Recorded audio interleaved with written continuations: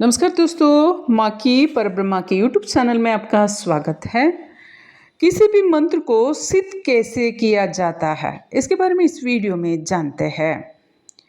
जो भी मंत्र शक्ति हो वो दैव शक्ति ही है। दैव शक्ति के बिना मंत्र की उत्पन्न हो ही नहीं सकता। जब मंत्र उत्पन्न हुआ है, मंत्र का रचना हुआ है, तो उस मंत्र ही दैव शक्ति है। इसी कारण किसी इंसान भी मंत्र को सिद्ध करना चाहता है तो सिद्ध करना चाहती है तो उस मंत्र का दैव शक्ति है, उसकी कृपा पाना ही निश्चित है। उसकी कृपा पाना ही अंतिम लक्ष्य होती है। इसलिए मंत्र का सिद्ध कैसे किया जाता है, इस वीडियो में जानते हैं।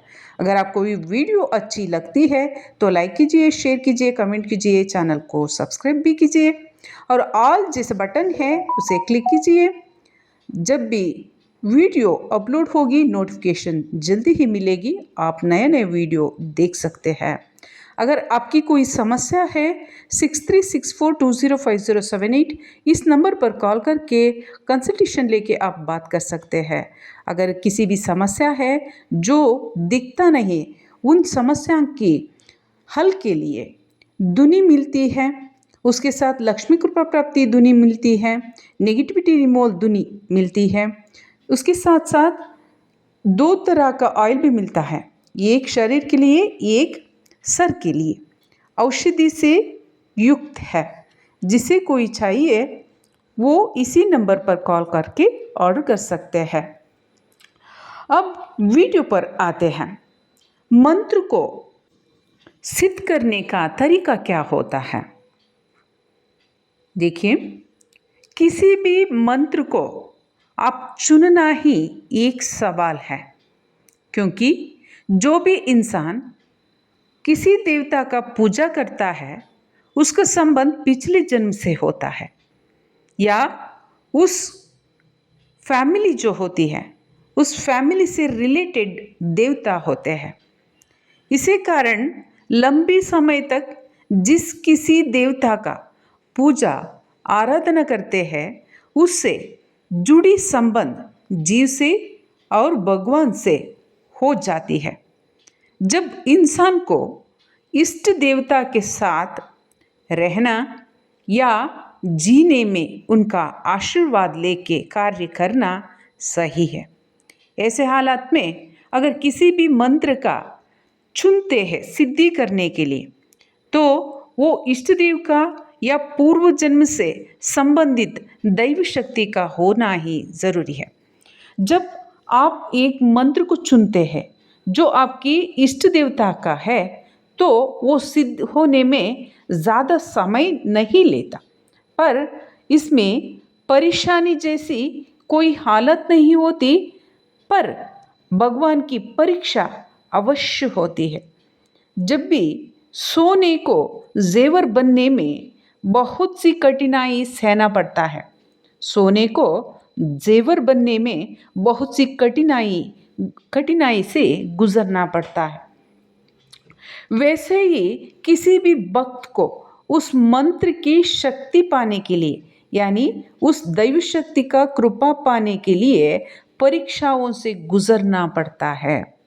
जब परीक्षा ऐसी आती है वो नैज स्वरूप में होती है। जिंदगी में आपका शिक्षा का जीवन हानि में परिवर्तित हो सकती है और सांसारिक जीवन हानि में परिवर्तित हो सकती है।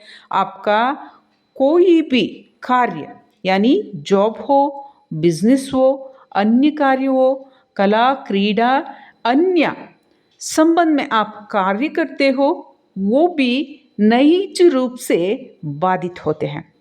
इस बाधित होने में अगर आपने उस समय जो कुछ भी हो गया हो, अगर आप भक्ति नहीं छोड़ते, उस मंत्र का बल को पाने के लिए, यानी दैव शक्ति का कृपा पाने के लिए आप जोर लगाते रहते हैं और चलते ही रहते हैं। जो भी कठिनाई आए, आप मंत्र को त्यागते नहीं हैं। दैव पर जो आपकी पूर्ण रूप से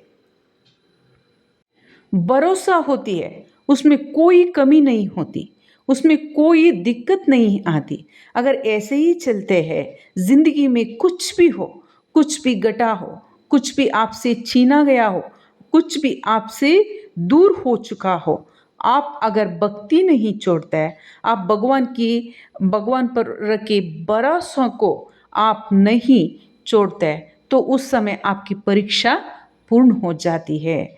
जिस किसी समय किसी भी परीक्षा आपके सामने असली रूप में आती है, तब अगर आपने मंत्र पर भरोसा छोड़ दिया, भक्ति पर भरोसा छोड़ दिया, भगवान पर शंका की, भगवान की आराधना पर शंका की, आप में उदासीनता आई, अगर आप में उसमें कमजोरियां आई, यानी आप जो सिद्ध करना चाहते हैं उस आचरण में, यम नियम में अगर कमियां आती हैं, तो वो मंत्र सिद्ध नहीं होता।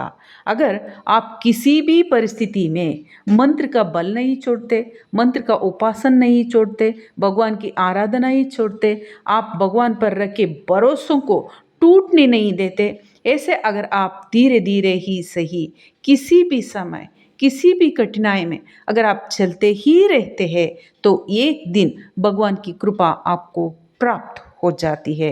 वो प्राप्ति से पूर्व आपको स्वप्न में दिखता है, या कोई भी संकेत जो नैज रूप से आपको आंखों में दिखती है, अगर कोई शकुन जैसा घटना घटती है, ऐसे समय ऐसे हालात आपका शुभ संकेत बन जाता है। आपके लिए वो मंत्र शक्ति प्राप्त होने के लिए समय नज़दीक आया है, ऐसा समझना चाहिए।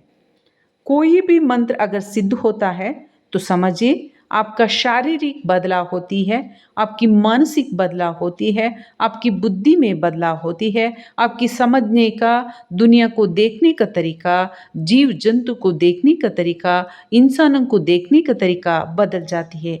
क्योंकि एक भगवान की कृपा पाने में आपको बहुत सी कठिनाइयाँ आती है, बहुत सी परीक्षाओं से जूझना पड़ता है, बहुत सी परीक्षाओं के आगे आप निकलते ही जाते हैं। इस कोई भी पीरियड में, यानी समय में, आपको अनुभव अवश्य मिलता है। जो भी अनुभव मिलता है वो इंसान के बारे में, प्रकृति के बारे में, जीव जंतु प्राणी पक्षी के बारे में, घटनाओं के बारे में, भूतकाल, वर्तमान काल और भविष्यत काल के बारे में, और जो इंसान जन्मता है, मरण होती है, उसके बीच की घटनाएं होती है, मरना उपरांत जो मरने के बाद जो भी घटना जीव के साथ होती है, ऐसी घटना के बारे में आपकी परीक्षा लेते लेते हुए अनुभव देते हैं भगवान ने। अगर आपको परीक्षा पूर्ण होने के समय में आपको बहुत सी अनुभव की गड़ा, यानी सागर रूप की ज्ञान आपको प्राप्त हुई होती है, जो पूर्ण रूप से वो सकारात्मक है, श्रेष्ठ है, आपको गुणवान बनाती है, आपको शक्तिवान बनाती है, आपकी मंत्र उपासना में बहुत बल देती है। ऐसे मंत्र को सिद्ध करने की समय, मंत्र को शक्ति का प्राप्त करने की समय इस तरह का सकारात्मक लक्षण दिखते हैं। भगवान भी किसी भी समय आपको सपने में आकर कोई भी संदेश दे सकते हैं, कोई भी आशीर्वाद दे सकते हैं। वो मंत्र अगर आप किसी भी कठिनाई में जो इन परीक्षाओं को खत्म कर चुके हैं, या परीक्षा आपको अंतिम रूप में कार्य कर रही है आपके ज़िंदगी के साथ, उस समय अगर आप जो मंत्र पढ़ते हैं, जो दैव शक्ति का, जो इष्ट शक्ति का, जो इष्ट देव का आप नाम स्मरण करते हैं, या किसी विशेष मंत्र को जाप करते हैं, उस मंत्र का आप स्मरण करने से ही वो दोष भी हो, वो घटना हो, वो हानिकारक स्थिति हो, वो दूर हो जाती है, उसमें अच्छाई प्राप्ति होती है, आपके संकल्प में शक्ति आ जाती है। जब आप मंत्र का स्मरण करते हैं, कोई भी समस्या हो वो दूर हो जाती है, कोई इष्ट हो, आपको किसी भी विषय विचार के संबंधित आपकी कोई इच्छा पूर्ण होनी हो, वो इच्छा पूर्ण होती है। अगर ऐसी घटनाएँ घटती है, इच्छा पूर्ण होती है, अगर कोई समस्या दूर होती है, वो भी आपकी मंत्र की याद करने से, आप मंत्र शक्ति की, जो मंत्र शक्ति आप उपासना की है, उस मंत्र शक्ति को आप स्मरण करने से अगर ये फल आपको मिलता है, तो समझिए वो मंत्र सिद्ध हो चुका है। वो दैव शक्ति जो इष्ट दैव है, उसका उपासना जो आपने की है, उनकी कृपा आपकी पूरी तरह मिल चुकी होती है। आने वाले दिनों में इस मंत्र शक्ति को कैसे आगे बढ़ाते हैं और उस मंत्र शक्ति को और ज़्यादा शक्तिशाली कैसे बनाते हैं और उस मंत्र शक्ति का कैसे उपयोग करना चाहिए, इसके बारे में आने वाले वीडियो में जानकारी देती हूँ। अभी विराम लेते हैं। इस वीडियो को समाप्त करती हूँ। आने वाले वीडियो में मिलते हैं।